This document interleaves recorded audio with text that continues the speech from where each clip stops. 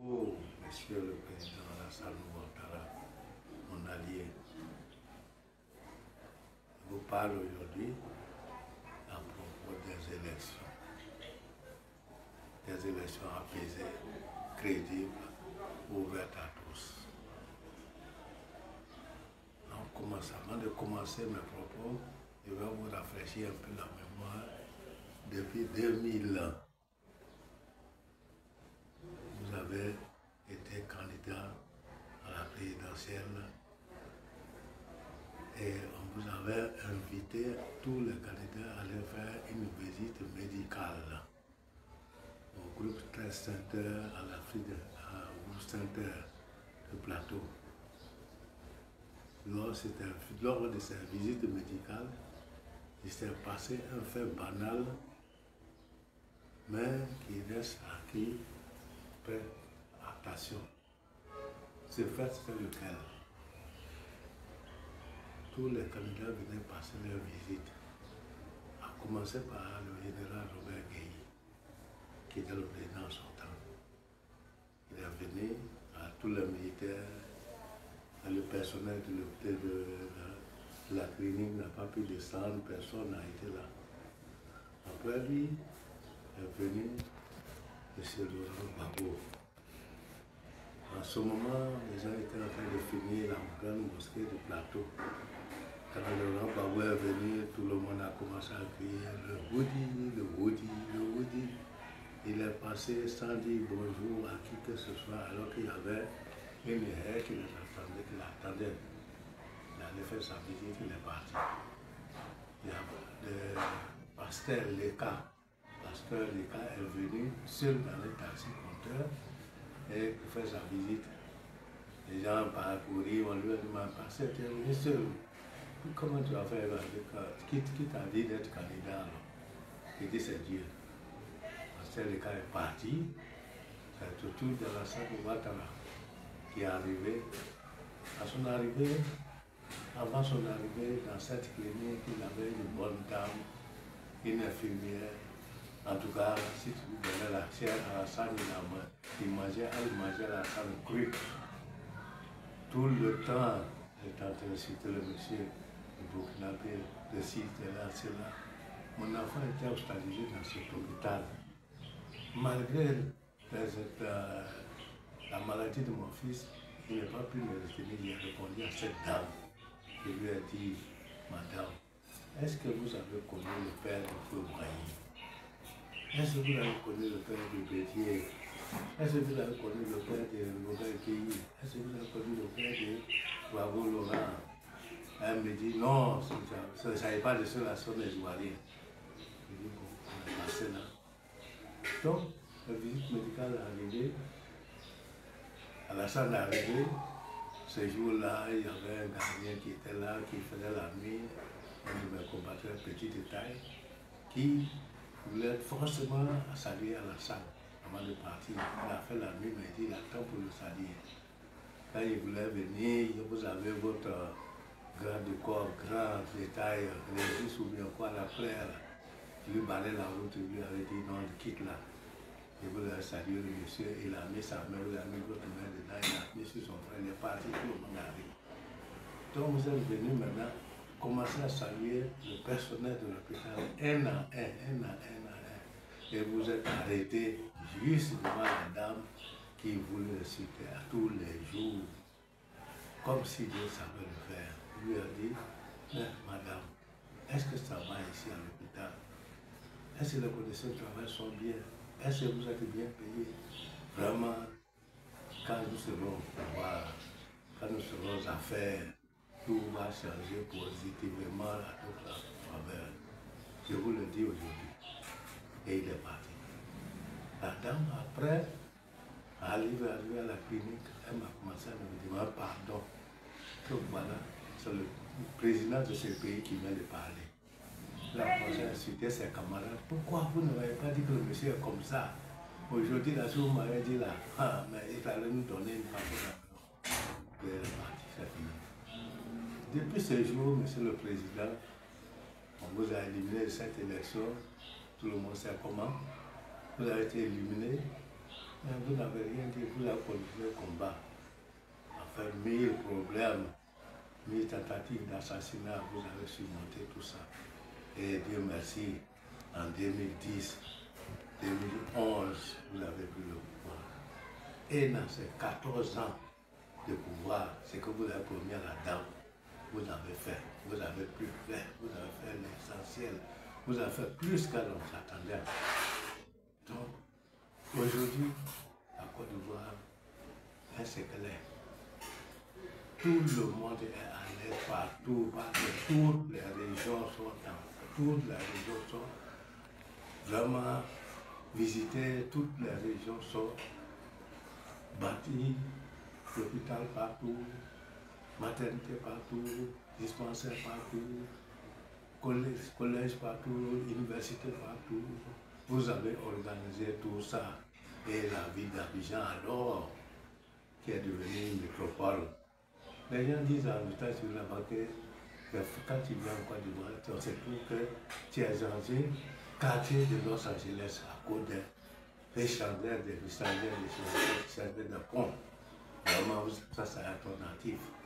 Mais monsieur le Président, qu'est-ce que craignez-vous encore? La Côte d'Ivoire est là.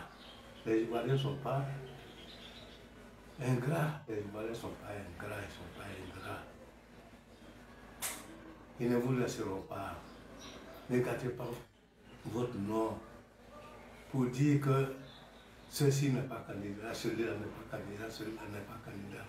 Ça ne va pas en votre faveur. Ceux qui le disent là, ceux qui le font là, ce n'est pas en votre faveur. Au contraire, soyez intelligents envers tout le monde. Vous avez regardé la CAN ici. La CAN a été la meilleure CAN du monde. On a eu les 3 étoiles. Vous allez organiser encore les élections pour la 3e fois et la 3e étoile. Mais que craignez-vous, Monsieur le Président? Écoutez personne, écoutez personne. La justice est là, la justice a fait ceci, tout c'est là. Ceux qui disent, si vous sortez, nous sortons, ce sont des ventes en guerre. Ça n'arrange pas le pays. Ça n'arrange pas le pays. Le pays veut la paix, le pays veut la paix, Monsieur le Président. Acceptez tout le monde, acceptez tout le monde. Que ces élections-là soient la mieux suivie dans tout le monde entier. Et que ces élections fassent tache d'huile dans le monde entier. Comme la CAN s'est passée, que ces élections se passent comme ça. Mettez tout le monde sur la liste, que tout le monde vienne nous aider, que tout le monde vienne pour compétir. Des compétitions saines. Et ce que je vais demander, je vous le demande aujourd'hui, faites à cause du bon Dieu, à cause de la Côte d'Ivoire que tu aimes tant, que vous aimez tant et tout. Faites que ces gens-là soient tous sur la liste, qui viennent compétir, Monsieur le Président. Ne craignez rien, il n'y a aucune région où ces gens ensemble vont avoir 10% de voix, ça je vous le jure. Ne craignez rien. Donc, ce n'est pas la peine de faire quoi que ce soit. Ils diront, comme vous-même vous l'avez dit, ils ont peur de venir aux élections parce qu'ils savent qu'ils seront battus. Allez, que craignez-vous alors? Donc, je vous demande de le laisser. Et à vous, chers opposants, je vais vous parler un peu. Monsieur Laurent Gbagbo, vous avez été président de la République de ce pays. Hein? Vous avez, le pays était partagé, vous avez dit que vous n'avez pas eu le temps de parfaire ce que vous devez faire. Donc c'est le moment de venir s'adresser à la Côte d'Ivoire. Je suis venu, ce qu'il n'a pas pu faire, je vais faire ça, je vais faire ça. Là, ça ne peut pas faire ça, je vais faire ça, je vais faire ça. Et c'est donc, ceci va grandir, M. Laurent Gbagbo. Et la population pensera que vraiment vous n'avez pas pu faire ce que vous devez faire, vous allez le faire. Vous sortirez grandi dans ça. Au lieu de chercher à mettre les enfants dans les rues. Si les enfants vont dans les rues, Monsieur le Président, les enfants comme on appelle les RH, comme on appelle les enfants de Gbagbo sortent, les enfants de Afi sortent, les enfants de Soro sortent, tout ça là dans la rue. et que les enfants du RHDP sans moi les affronter, qu'est-ce qui va se passer? Les tueries en mettant ça à votre actif. Et c'est ce qu'ils veulent, que vos mains soient sales de sang, que ce soit de sang. Et nous, je ne veux pas ça, je ne veux pas ça. Tout ce qui s'est dit là, c'est un groupe de sages qui réfléchissent comme ainsi. Donc, on vous demande que ce soit le Conseil constitutionnel ou que ce soit la justice ou mettez tout le monde sur la liste électorale. J'ai parlé de Babo. Babo, réfléchis bien. Si tu aimes ton pays, comme tu le dis, mets-toi sur la liste. Cesse les bavardages unitaires. Apporte-nous ce que tu as apporté en Côte d'Ivoire pour la population, pour le bien-être du pays. Après toi, monsieur, comme on appelle Afingessa, elle te demande de venir aux élections. Ne cherche pas à fuir comme tu t'es déguisé en femme pour fuir. Non, tu es dans le pays maintenant, viens aux élections. Venez, vous êtes tous sur la liste, venez aux élections. On a besoin de vous, venez apporter ce que vous saurez faire au pays. C'est ce qu'on vous demande. C'est ce qu'on vous demande. Quitte là, monsieur Tidiane Thiam, un jeune qui a bien d'atout à ton arc. Mais pourquoi? Pour dire qu'on va t'éliminer, tu ne seras pas éliminé. Tu as fui le pays, tu es parti rester le pays dans la misère. Et tu viens maintenant pour récupérer ce pays. Mais viens nous proposer ce que tu as proposé. Cesse le bavardage, viens nous proposer ce que tu as proposé. Monsieur Blé, c'est comme on a Blé Goudé, le président, le ministre de la rue, oublie tes alternatives 125 et viens proposer ce que tu as proposé aux Ivoiriens on t'écoute. Soro Guillaume, tu n'es plus dans la rébellion, tu es maintenant dans le pays, dans la Côte d'Ivoire. Cesse le bordage, viens nous apporter ce que tu as apporté à l'hémicycle de Côte d'Ivoire. On vous attend. Simon Babo, la même chose, ouvrir les escadrons de la mort. Et toi, viens t'inscrire, je t'ai déjà inscrit sur la liste, venez faire la compétition. Voilà ce qu'on attend de vous. Voilà ce qu'on attend de vous. On n'attend pas de vous de mettre les enfants des gens dans la rue pour qu'on les tue. Pour qu'on les tue. Et après, vous allez nous asseoir pour dire qu'on est en train de régler ce problème. C'est maintenant qu'il faut le régler. C'est maintenant qu'on le règle. Donc, je demande à tous, tout le monde sera candidat. Tout le monde sera candidat. La campagne doit se passer comme on l'appelle, comme quand c'est passé en Côte d'Ivoire.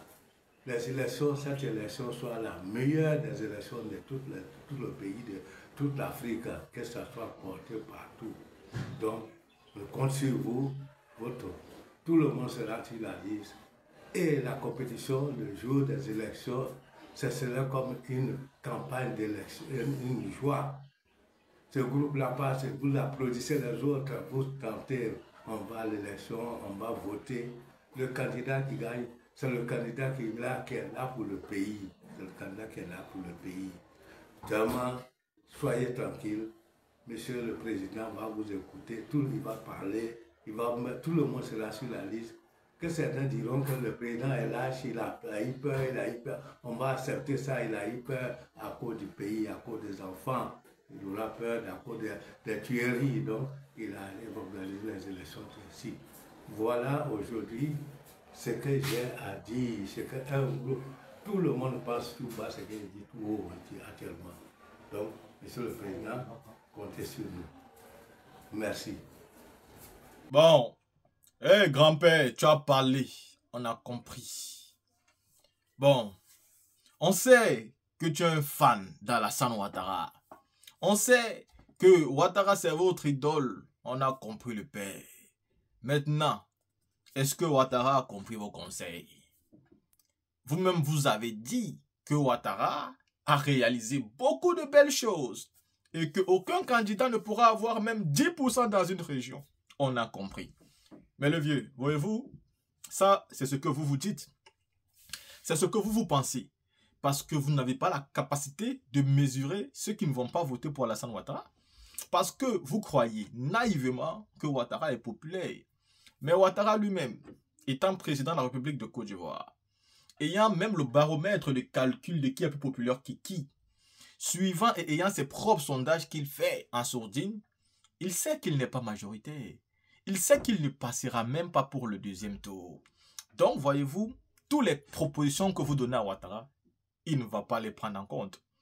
Parce que pour lui, vaut mieux une guerre qu'une élection inclusive. Car si une élection est inclusive, Ouattara sort perdant à tous les coups. Perdant parce qu'en 2010, il n'a pas gagné. Il n'est même pas sorti deuxième, c'était le président Bédié. Mais par des margouilles et des marmailles, ils l'ont fait passer au deuxième tour. Voilà qui est clair. Voilà qui est clair. Et donc aujourd'hui, tenez-vous prêts et ne vous laissez pas distraire. Vous donnez de très bons conseils et que tous les opposants pourraient même prendre volontiers, même si Alassane Ouattara n'a pas le droit de faire un quatrième mandat. Parce que pour moi, l'opposition ne doit pas accepter que Ouattara fasse un quatrième mandat. Il a violé la constitution avec un troisième. Et un quatrième, il ne devra pas faire. Ça doit être un combat farouche, un combat déterminant, un combat de grande envergure, un combat de la dignité, un combat de la liberté, un combat du respect de la constitution du pays. Donc, quand vous dites à Alassane Ouattara de laisser tout le monde sur la liste électorale et d'organiser les élections, d'éviter que le sang soit sur ses mains, le vieux, avec tout le respect que je vous dois, le sang est déjà sur les mains d'Alassane Ouattara. Le sang est déjà sur les mains d'Alassane Ouattara. Parce qu'en 2010, soyez sérieux. Comment vous dites qu'il n'a rien fait quand il a été exclu? Il a orchestré une rébellion. Oui, il n'a pas appelé le peuple dans la rue parce qu'il était minoritaire. Il n'a pas appelé le peuple même quand il a cru avoir gagné en 2010 parce qu'il était minoritaire. C'est sa rébellion armée qui a porté les armes et qui a tué, massacré. Ensuite, il a appelé ses compagnons blancs pour qu'ils viennent l'aider à combattre les noirs ivoiriens pour prendre le pouvoir. Est-ce que c'est donc aujourd'hui que sa main sera remplie de sang? En 2020, en violant la constitution, il a tué 85 personnes de manière officielle. Et nous savons que c'est 300 personnes au moins de manière officieuse. Ses mains sont tachées de sang. Et ça, personne ne peut le nier. Donc, nous sommes heureux de ce genre de conseils. Et surtout de votre plein de confiance en Alassane Ouattara. Seulement lui-même, Alassane Ouattara, étant conscient de la réalité électorale en Côte d'Ivoire, regardons s'il va accepter votre proposition, parce que des propositions comme ça, il en a des pas mal. Aujourd'hui, sera ouvert même aussi à la CEDEAO un procès à Lagos, dont un parti d'opposition a porté plainte contre l'État ivoirien. Suite pour les élections qui arrivent dans 6 mois. Donc, dites-vous que Alassane Ouattara, sur tous les côtés, sera titillé. Ça sera à lui de prendre des bonnes décisions, parce que c'est quand même lui pour l'instant qui est le maître du jeu. Mais ce qu'il ne sait pas, c'est que celui qui laisse qu'il soit maître du jeu, c'est le peuple. Et le peuple a vite fait de récupérer son autorité. Donc, la team, voyez-vous, vous avez écouté ce que ce papa a dit ici. Nous ne l'en voulons pas. Il a le droit de soutenir et de parler comme il veut. Maintenant, vous devez dire ce que vous pensez par rapport à cette vidéo-là.